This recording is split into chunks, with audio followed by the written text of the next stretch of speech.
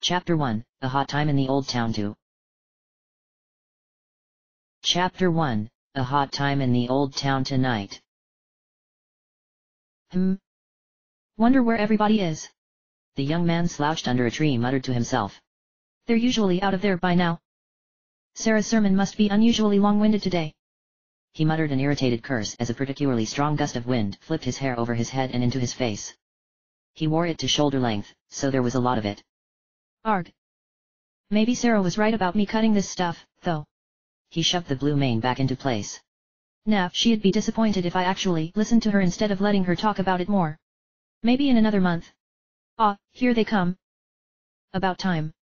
Across the street from his tree, people filed out of a small, marble-white dome building. An old man frowned at him disapprovingly as he passed. Skipping church again, Ryu. The frown turned into a sly grin. You're going to catch it from Sarah when she comes out of there. I'm looking forward to it, actually. Ryu grinned back. We haven't had a good fight since I skipped it last week. Something's had her mopey, and this should bring her out of it. Hey, Ryu. Sarah's looking for you. A young woman giggled. Ryu saluted mockingly. Message received, Tessa. I'll deliver my response personally. Wear earplugs. This might go on for a while. Ryu. You weren't there today. A little boy was jumping up and down. Why not? Didn't you want to see the dragon god? Of course I do. Ryu laughed. But I prefer the idea of private worship. I'm not very good at public speaking, and whenever I go Sarah always seems to want me to help her out. One by one, the rest of the villagers walked by, at least half of them with some kind of comment. Ryu just kept smiling and responding flippantly, though inside he wondered why they weren't used to it by now. Or maybe they were and that was the problem. Trojan was not a big town by any means. On the contrary, it was just barely above a village. There were only a couple shops in town, and no inns. There weren't nearly enough travelers to the tiny town on a remote peninsula with nothing to recommend it to make it even remotely worthwhile to open one here. That, of course, was the idea. Even the few passers-by didn't notice that the inhabitants were anything but human, since most of them dyed their hair to keep people from noticing that their natural color was, to a man, deep blue. Only Ryu and Sarah kept their tresses undyed. Ryu's musing on his home was broken when he noticed somebody standing directly in front of him. A young woman in pure white robes, with blue hair longer than his and a normally serene face that was now covered in a great deal of irritation. I see you decided that attending the service was unnecessary again, little brother. Sarah observed. Tell me, what kind of hastily fabricated excuse do you have for yourself this time? Believe it or not, sister dear, I actually have a good one. Ryu bowed flamboyantly. Shocking. Sarah murmured. I think I may faint. What is it? It's too crowded in there. Ryu pointed at the dome. I mean, look. It's barely 20 feet wide. You can barely cram everybody else in there at once as is. I shudder to think what it's like in the big cities. And look, it's blazing hot. Not to insult our neighbors, but when you put those two factors together, the result is not pleasant. I think one of these days I'll track down whatever brain-sick architect it was that decided that that was an ideal size for temples and set him on fire or something. Those temples were designed by the dragon god, stupid. Sarah fought to hide the smile she felt coming to her face. Ryu, however, saw it anyways. Oh, really? Good. That makes things a lot simpler. What's that statue of him in there made of, and how flammable is it? Har. Sarah gave up and let the smile show, but her eyes remained serious. Keep dodging service and talking like that, bro, and you're gonna have hard luck when you go on your pilgrimage. I told you already, I'm not going on the pilgrimage. Ryu's smile faded away. I'm just not. It's as simple as that. And I've already told you, you don't have a choice in the matter. Sarah snapped, then sighed. Look, brother. For the rest of the people here, it's a choice, yeah. They're just ordinary light dragons. But you and me. We're descendants of him. The one you're named after. Why do you think you were named Ryu? We've got a duty. That's why we don't dye our hair like the others. Why you don't dye your hair? Ryu retorted. I do it because it looks cool. Sarah's right, grandson. The old man from earlier said as he walked up. The pilgrimage isn't a matter of choice. It wasn't for any of us. for me, for your mother, for Sarah. And it isn't for you. My brother Gasper still serves as one of the high priests, you know. Yeah, I know. I know all too well. Ryu snorted and gave them both a cold glare. I know that this town has no need for more than one priest. Or priestess, sister. I complete that pilgrimage, swear my life to the service of Lawton, and a million zenny says before the year is out I moved out to some city on the other side of the world to lead a bunch of fat merchants in prayer for the rest of my life. No, thank you. I've lived here in Drogen my whole life, and I am fine with living here for the rest of it. Seeing the outside world isn't too bad, grandson. An old woman said as she joined her husband. It was Esma, Ryu's grandmother. If Theo had never left on his pilgrimage, he never would have met me, and I wouldn't be here with you all now. I'm still not doing it. Ryu persisted stubbornly. Before the others could continue the argument, they all heard frantic footsteps accompanied by heavy breathing. A few moments later, another young man entered the village, eyes wide with fright. The dragons. The dark dragons. Hey, hey. Take it easy, Luke. Theo yelled. Stop, catch your breath, and then tell us what you found out up north. What about the dark dragons? Luke gulped in a few breaths before speaking again. The dark dragons. Their army has taken Nanai. What? Ryu screamed. Nanai? But that's just north of here. The old woman frowned. The dark dragon army. Yes, this is ill news indeed. Unlike the light dragons, the dark dragons had not attempted to hide themselves after the Great War. Indeed, they went in the opposite direction, building their hometown of Skenda up into one of the most prosperous cities in the world. Still, things had remained peaceful. Until their current leader, Emperor Zog, had taken the throne. Under his rule, the dark dragons had formed a mighty army, greater than any other in the world. That fool Zog. Is he trying to conquer the planet? Theo whispered. What runs through his head? Sarah laughed bitterly, without any trace of humor. I've met Zog. Sanity is not one of his strong points. What? You met Zog? Ryu stared at his sister. When was this? At the end of my pilgrimage. Sarah told him. He had never seen a light dragon before, and was curious, so when he heard about me he went to the third great temple. It wasn't very pleasant. She turned to the scout. The army. Who's in command? A knight, a captain, a general? It can't be their military leader, Admiral Scene, can it? Worse. Luke moaned. It's one of the Tiamat unit. The others hissed sharply in surprise. I can't be certain, but rumors were that it's the Gold Lord himself. The Gold Lord. Zog's second in command. Sarah mused. No, it can't be him. Zog's not exactly stable, but even he wouldn't send the Gold Lord personally just to occupy Nanai. What if Nana's not the main goal? Ryu wondered, suddenly scared. What if they're going to come here? His family looked sharply at each other before laughing nervously. Oh, no. Don't worry about that, Ryu. Theo shook his head. The dark dragons don't even know this place exists. There's no way they'd come here. Still. Esma thought. Better to be on the safe side. We should probably leave the town for a little while. Tomorrow. Sarah declared firmly. Give everybody one more night of peace. Luke, I trust I can count on you to keep quiet about this. He nodded. Good. Starting a panic won't help anything. I'll tell everybody tomorrow, and we'll take a week and hide out in those caves to the west. Until then, though, we should probably head home. The sun's setting. That night, Ryu dreamed of the temple.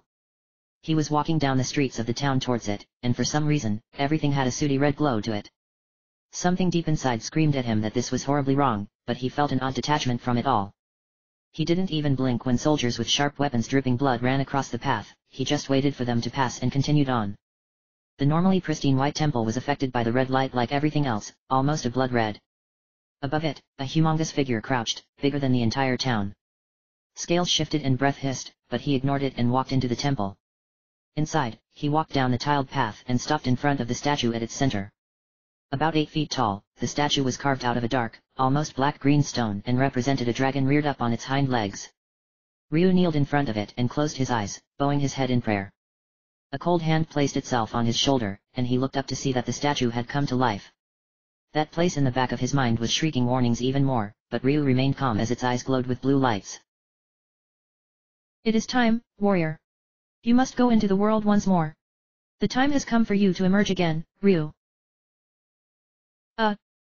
Warrior. Ryu's mind, half asleep as it was, struggled with that concept. I'm not a warrior.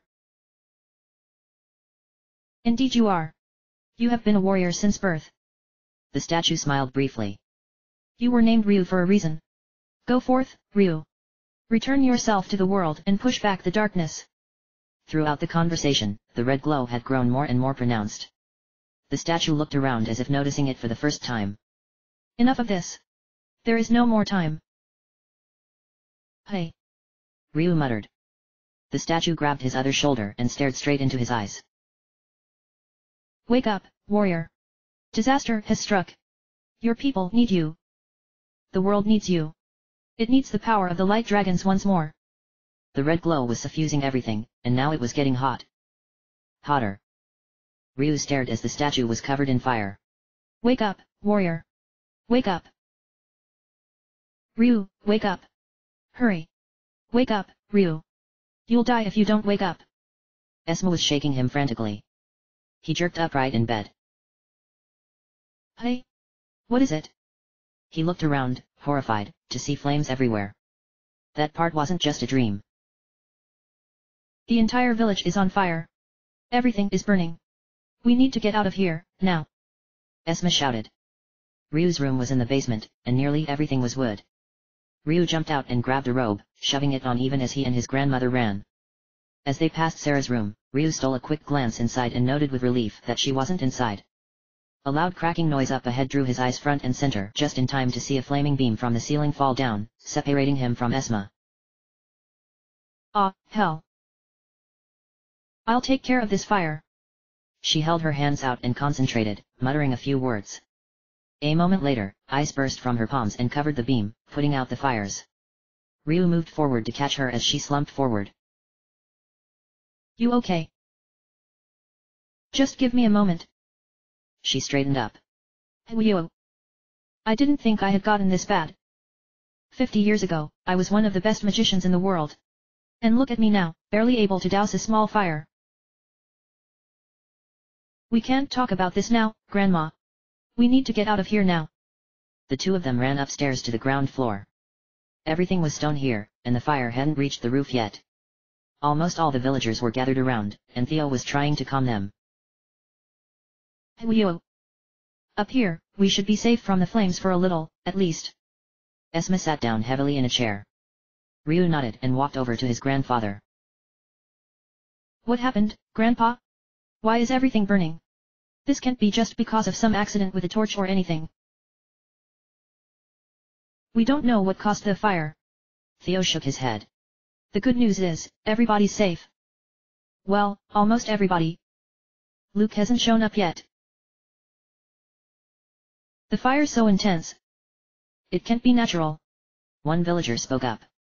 We need to get out of here before it gets worse. Esma's magic can hold it off long enough for us to escape, right? Ryu and Theo both turned to stare at him. Look at her, buddy. Just putting out one beam almost made her faint. Hell no, she can't hold it off. She's in her 80s. Oh. Okay. The villager sighed. We woke up surrounded by flames. What did we do to deserve this? No telling how long this building will be safe. What about Sarah, then? His wife suggested. Her magic can protect us, right? She's a priestess of the dragon god. Ryu suddenly realized that Sarah wasn't among the crowd. Wait.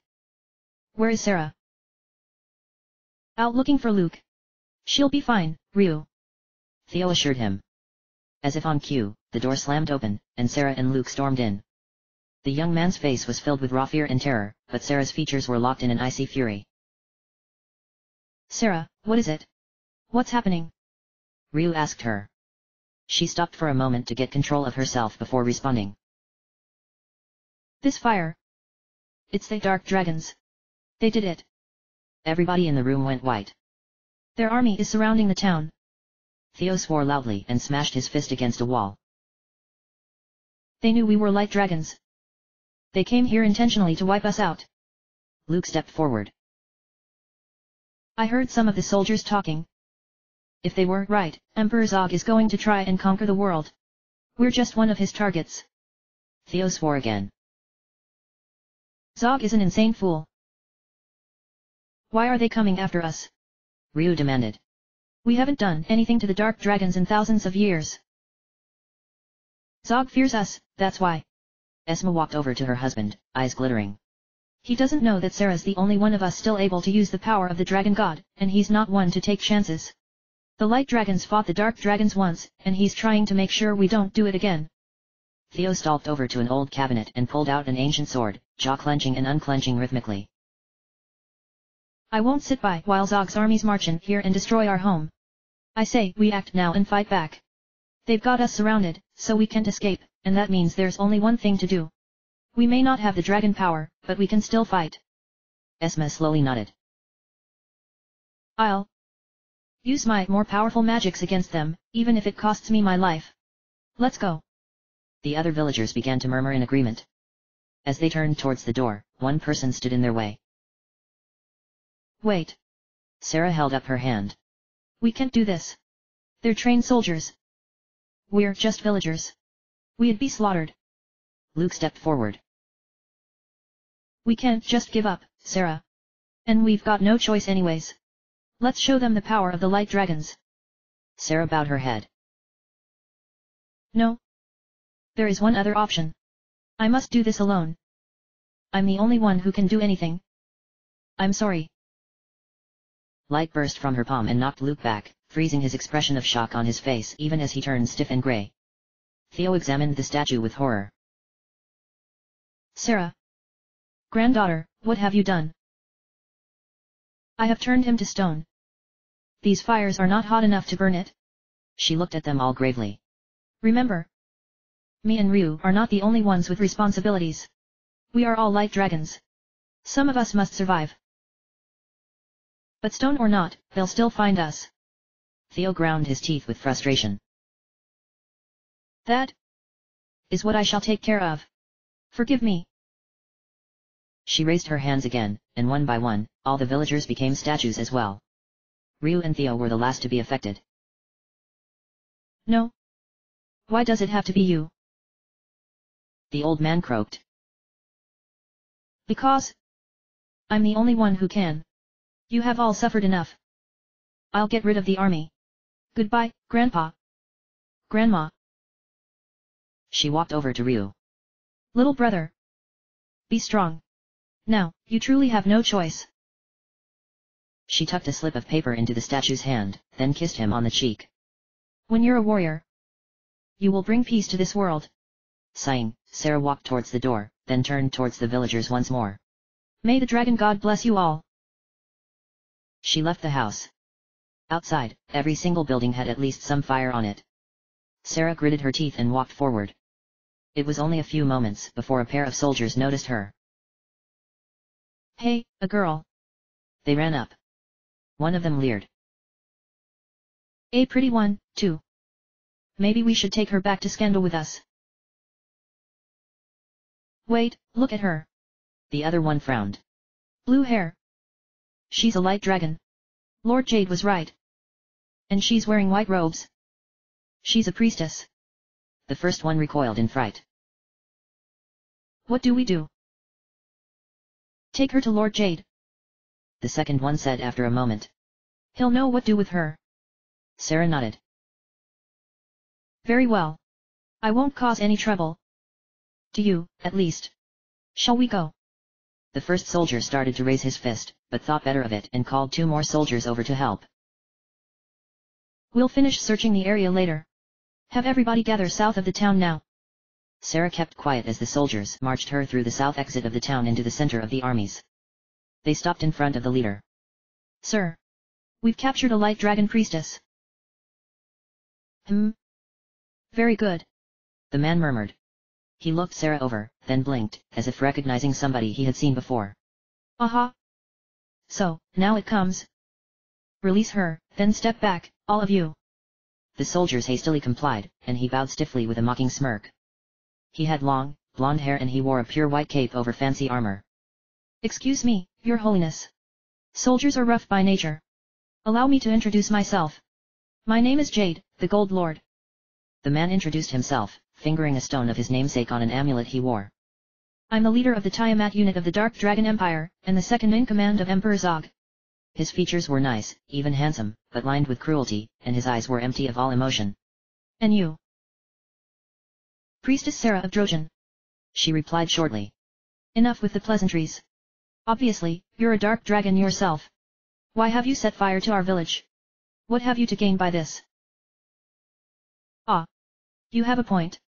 Jade nodded. Really, I sympathize. Attacking small hamlets isn't my style at all. And you light dragons have gotten so weak over the centuries that I doubt you're any threat to us. But my orders were to destroy the hometown of the light dragons. And when Emperor Zog gives orders, only the insane disobey. Soldiers, have Her Holiness escorted to the palace at Nanai. The soldiers nodded and surrounded Sarah again. I'm sorry, Your Holiness. Please don't blame me. I'm just following orders. Sarah narrowed her eyes. Don't worry. Killing ordinary grunts isn't my style at all. However. She raised her hand, and thunderbolts streaked out of the smoggy sky to strike at the feet of the soldiers. Screaming and cursing, they jumped away, Sarah methodically blasting them all back until only she and Jade remained. You. Our town has been destroyed, and you led the strike. She struck with the thunder again, this time aiming for the head, but Jade disappeared from her view so fast it looked as if he had teleported to the side. The Gold Lord whistled at the size of the crater where he had been standing, and his eyes showed a faint flicker of interest. Wow. Not bad, Your Holiness. Not bad at all. You're quite strong. Much more so than an ordinary priestess. You need to work a little on your speed, though.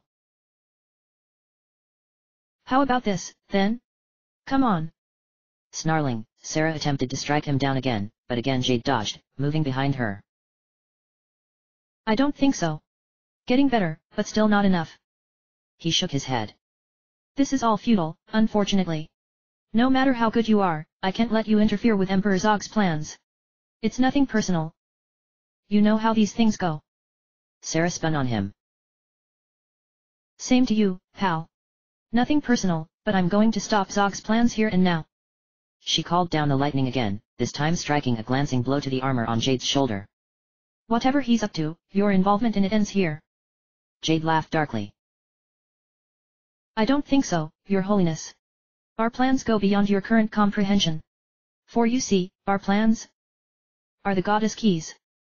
Sarah froze, staring at him. What? The goddess keys? You're as insane as Zog is. Jade calmly walked towards her. That may be so. I wouldn't know. But it's beside the point. We already have one of the keys, and we'll be acquiring another momentarily. And we know where the other 5 can be found. He shook his head again. You're a pretty good scrapper, Your Holiness.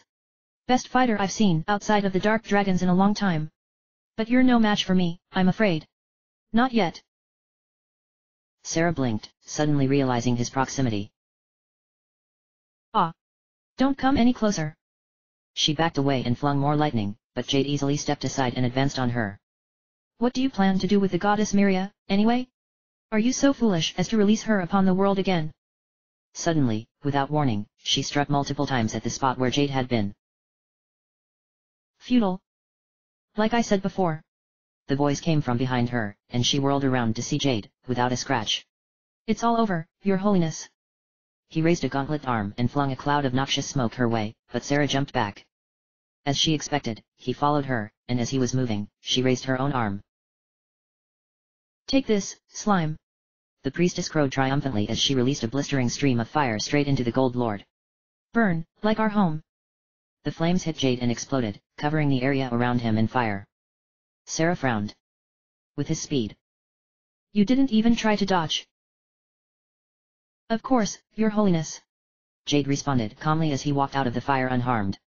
I wanted to make it as clear as possible how much of a difference there truly is between your power and mine right now. Tell me. Have I done so? But I must confess, I thought you had more than that. Come on, is that really all you've got? I thought you would be tougher than this. Sarah just stared at him, fear etched on her face. Jade threw back his head and laughed. I suppose so. I have no choice, then. Sarah's eyes shone, and Jade stopped laughing, eyes burning with interest anew. Oh ho. So, you're going to show me what the pilgrimage does for light dragons? Well, then, your holiness, bring it on. Back in the center of the town, the fires still did not touch the large stone house at its center. The statues inside remained safe and silent. They did not hear nor see the dreadful struggle between the priestess of Drojan and the Gold Lord. Some time later, the soldiers moved towards the building. Lord Jade, shall we search here? Jade shook his head. No. There's no need. We've completed our mission. We've got what we came here for. And maybe even more besides. I think the rest of the Tiamat unit will be very interested in this. Let's move out, soldiers. Sir. Saluting, the soldiers formed up in lines and walked away.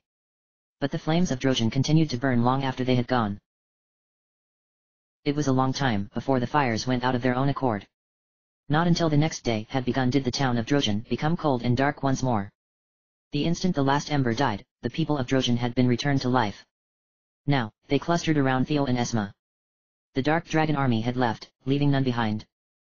And there was no trace of Sarah either. She was gone.